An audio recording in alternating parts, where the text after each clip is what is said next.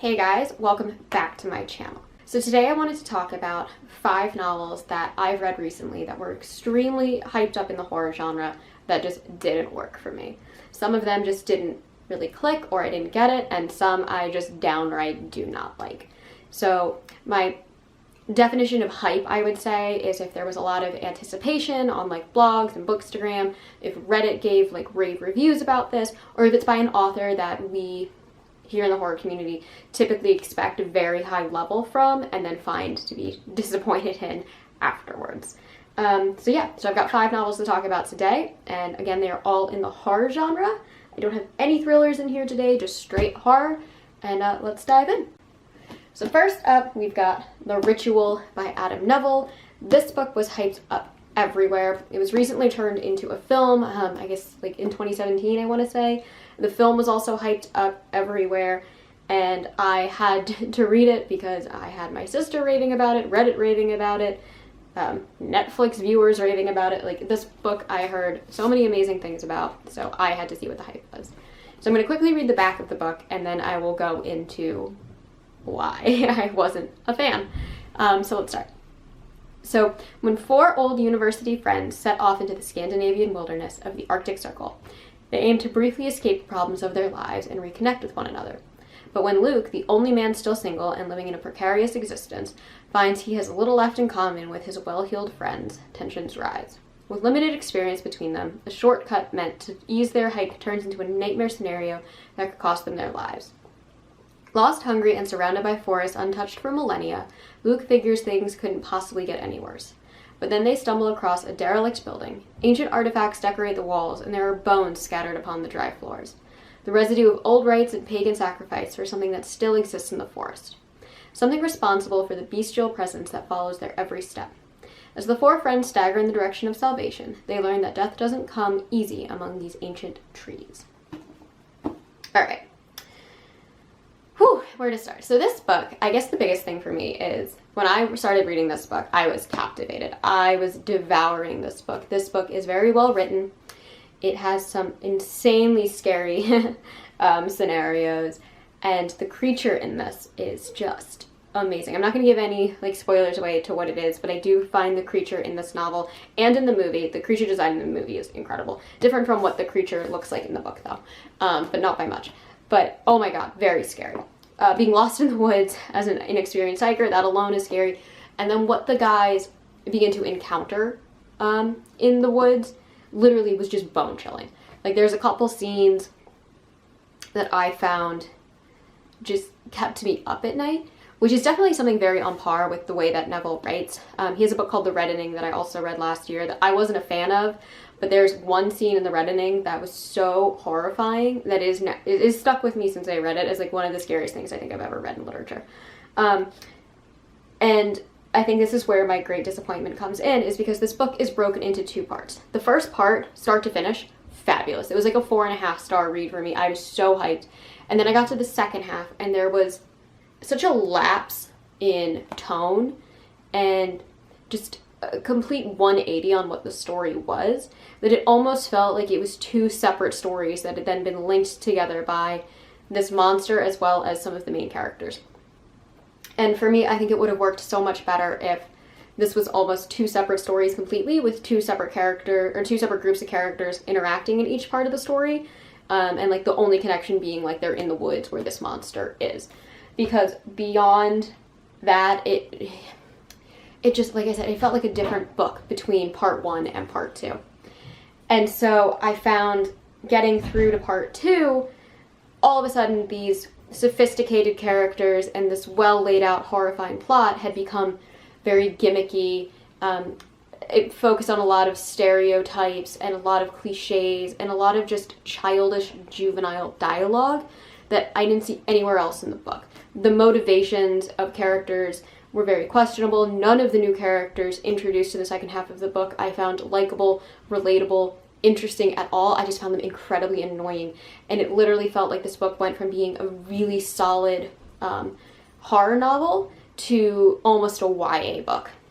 And it just completely took me out of everything that the first half of the book had put together, and I couldn't stand it.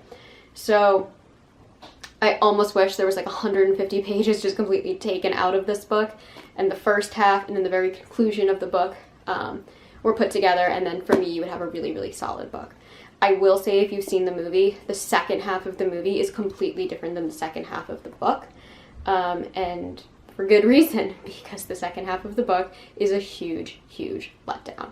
So next up, I want to talk about Michael McDowell and the Elementals. You guys probably know McDowell if you have read, or sorry, if you have seen Beetlejuice, he wrote that, or The Nightmare Before Christmas, he was a writer on that as well. So I was really excited for this book. This book was recommended to me probably more than any other book on Reddit.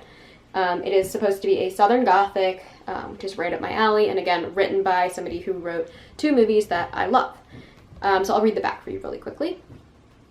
After a bizarre and disturbing incident at the funeral of matriarch Marion Savage, the McCrae and Savage families look forward to a restful and relaxing summer at Belldam, on Alabama's Gulf Coast, where 3 Victorian houses rise above the shimmering beach.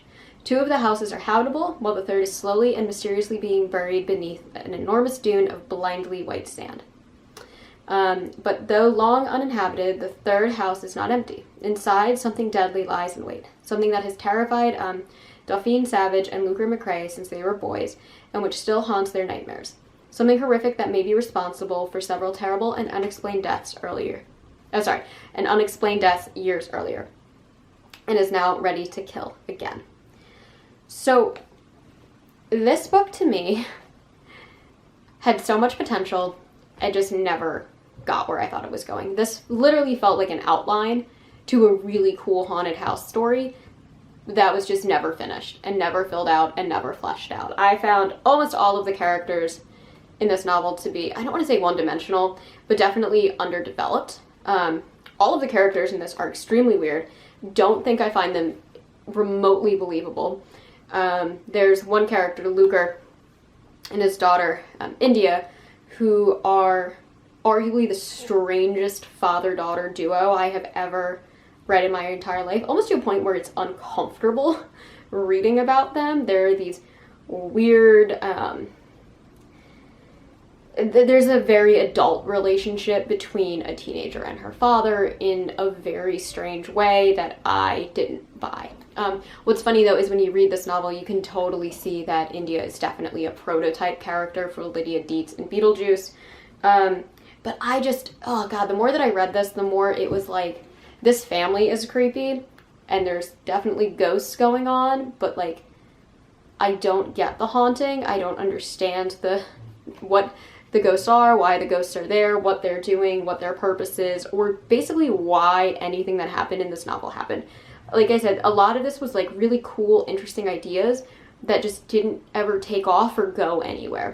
Like the opening scene of this book is a very interesting, strange scene that just is never really explained. And it's such an alarming scene that you're just like, wow, like I really want to understand why that happened and why these characters did that, and you just don't.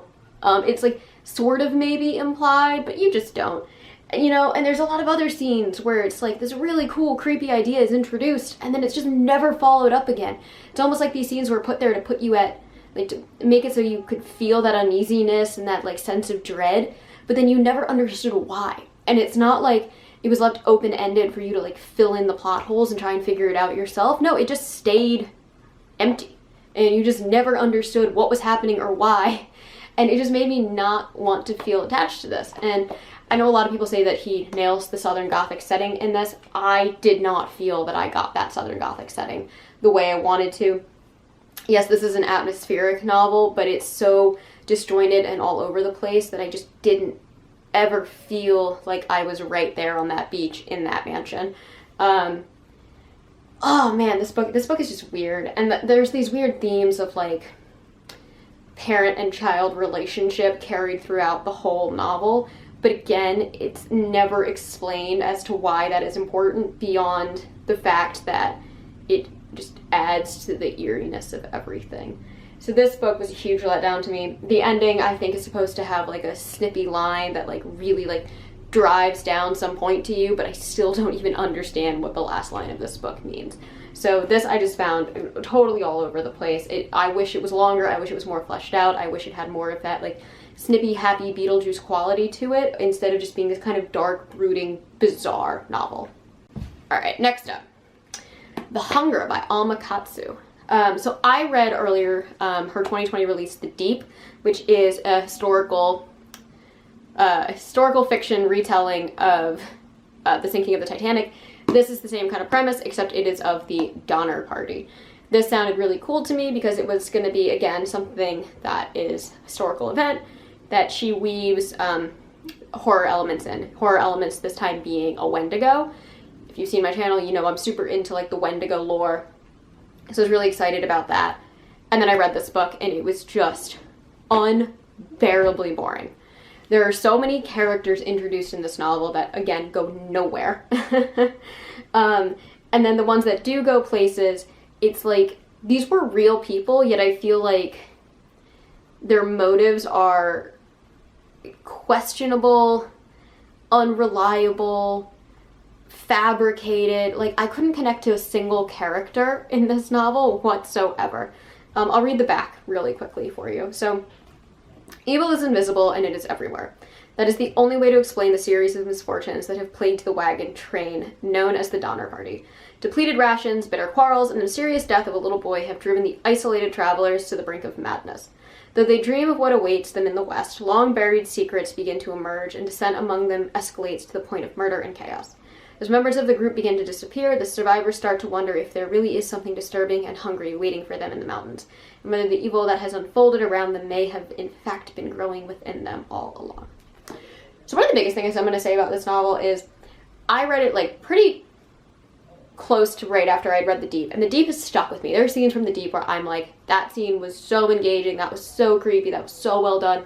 This is really hard for me to even like look back and remember a single scene that I found captivating.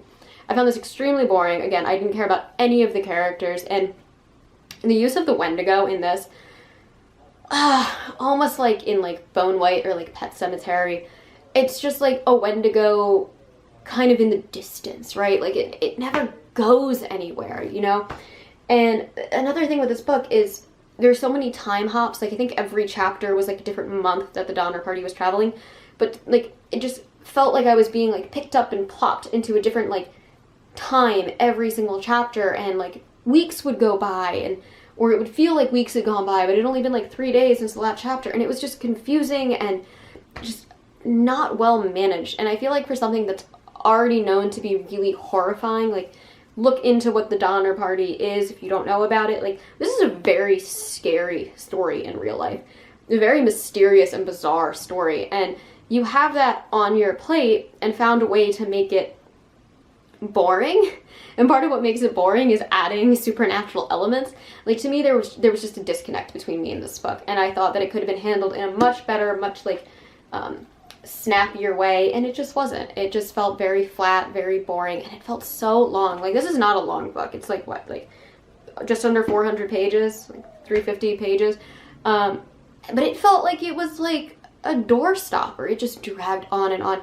And I do like Alma Katsu's writing style, especially in The Deep. The Deep was so good, and this was just such a boring letdown. So this definitely didn't turn me off from Alma Katsu, but it definitely does not deserve all the praise that it seems to get. I mean, every time I go on Reddit, this book is recommended somewhere, and I just don't know why. The next two books I'm going to get so much hate for. So, again, if you like these books, you are totally entitled to your opinion, and I hope that you get so much joy out of these books if you love them. They just didn't work for me. So the next one I never read this author before, and I picked it up because it was on every single most anticipated horror read list of 2020, and then I know so many people who read this book and loved it on Reddit, on Bookstagram, just everywhere. This book was loved, and that is The Only Good Indians by Stephen Graham Jones. So let me quickly read the little flap for you. So, seamlessly blending classic horror and a dramatic narrative with sharp social commentary, The Only Good Indians follows 4 American Indian men after a disturbing event from their youth puts them in a desperate struggle for their lives. Tracked by an entity bent on retribution, these childhood friends are helpless as the culture and traditions they left behind catch up to them in a violent, vengeful way. Okay, so let me start off by saying there's 2 problems that I had with this book. 2 really, really, really big problems that I need to address right off the bat. One, if you do not like basketball, don't read this book. This book relies so heavily on basketball that it blows my mind that it's in a horror novel. I was a mascot in college, so I had to go to every basketball game, so I do not like basketball, especially college basketball. This book thanks so heavily on the fact that people like and understand basketball that it is just, it really took me out of the book. I mean, there are so many scenes involving basketball from beginning to end in this book, which I did not get at all from the cover, and I don't like basketball. So that was number one. Number two is, Stephen Graham Jones writes in this almost gonzo style, where he kind of has a thought that trails off, jumps the timeline, jumps back into a timeline, turns into what a character is thinking, turns back into his own narration, and somehow becomes a paragraph starting somewhere else. So it was really hard for me to follow his writing style because I could never tell if it was a character thinking or if it was Graham Jones telling me what was going on, or if it was like a different time period, or if we had gone back or forth into the future. I don't know. It was very confusing. And so reading like 2 pages of this book, which should take me, what, like a minute, 2 minutes, would take me like 5, because I would keep going back and being like, wait, what? This is another book. It's not very long. It's like 300 pages, and it took me like twice as long, 3 times as long to read as it would a normal book. And I don't like that. Like, I'm totally cool with ambiguity or an original writing style. Like, I love House of Leaves, right? But when it becomes so confusing that just reading simple sentences and simple storylines is really difficult, that's when I start to have to like take a step back.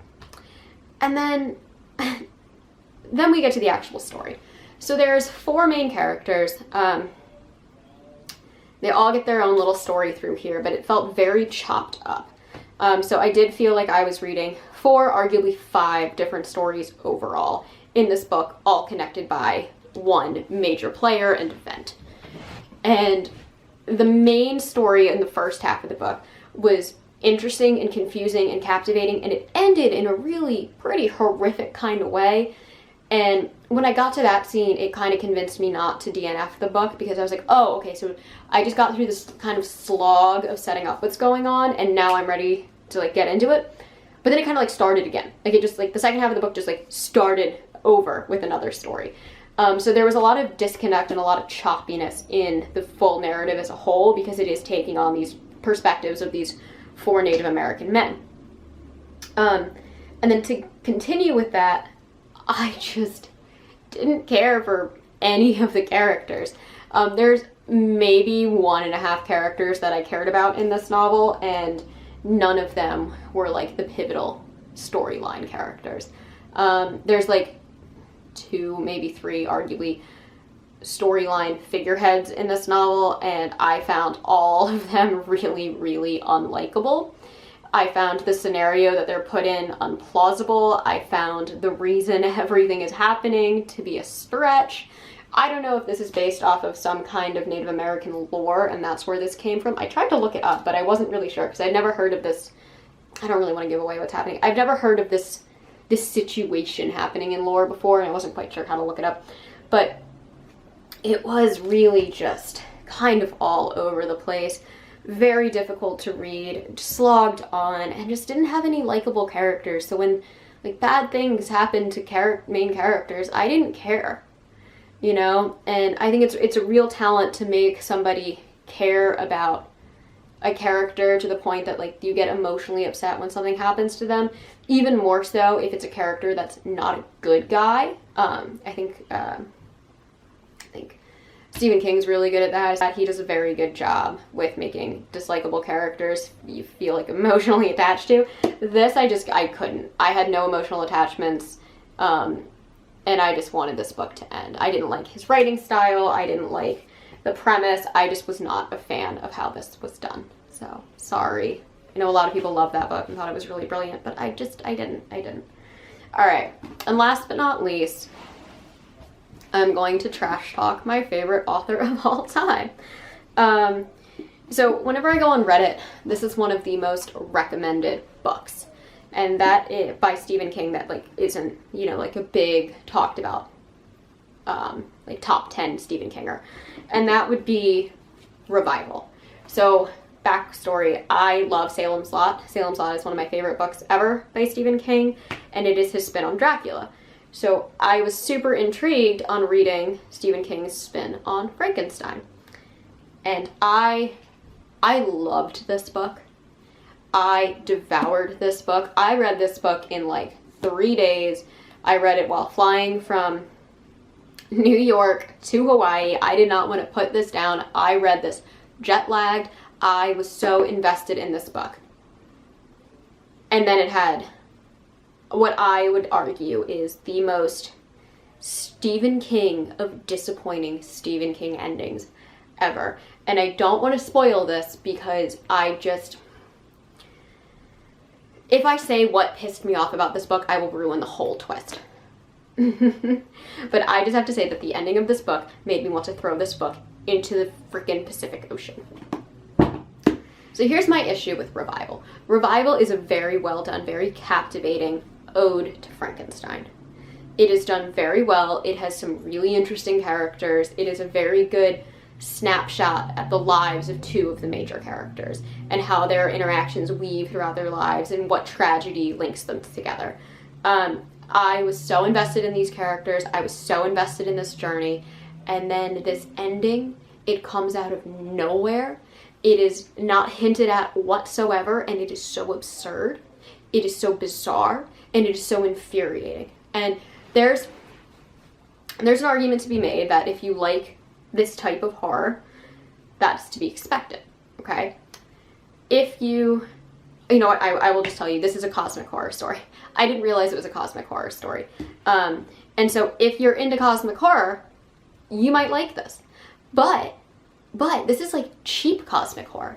Like, this isn't like some well laid out, well crafted, like, look into how cosmic horror can be utterly terrifying. How, right? Like, cosmic horror is supposed to be this, like, existential dread that you get from lacking control over the universe, or these otherworldly bodies who come out and control that which is around you, or like Cthulhu, who's lying eternally, you know, waiting to be summoned to like take over the world, and there's nothing you can do about it. Like, there's this huge story of powerlessness that you get from cosmic horror, and that comes from the idea that there are these creatures or beings or events out in the universe that we can't control. So if you're going to write that, you need to write it in a way that is so grandiose, that is so over the top, so well crafted, so just viscerally terrifying and overwhelming. And Stephen King wrote the cheapest, most absurd, ridiculous concept I have ever seen in cosmic horror. Like, I don't like cosmic horror. I've read a lot of cosmic horror. This is the cheapest out for cosmic horror.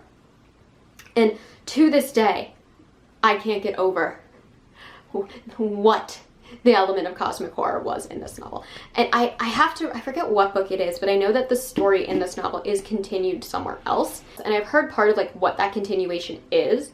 So I'm really interested to go in and see more of it, but sweet Lord, the ending of this novel makes me angrier than any other Stephen King novel ever has, ever. And I have some disappointing Stephen King novels, but this one angers me the most because I was so invested in it until the big thing at the end. And I just, oh my god, this book pisses me off more than anything. Like, this book makes me so angry. Anyway, that is that. Now I'm gonna cool off a little bit. I'm hoping to get some more of these up. There are definitely some books that I do think get overhyped. There are also some books that I think get very underhyped. So I might be throwing some of those together in the future. But yeah, these are the first 5 books that came to mind when I was thinking of overhyped books that just didn't work for me. Thank you guys so much for watching. As always, if you enjoy my videos, hit those like and subscribe buttons down below. I post every Monday and Thursday, and I hope to see you guys in the next one. Thank you so much. Mwah.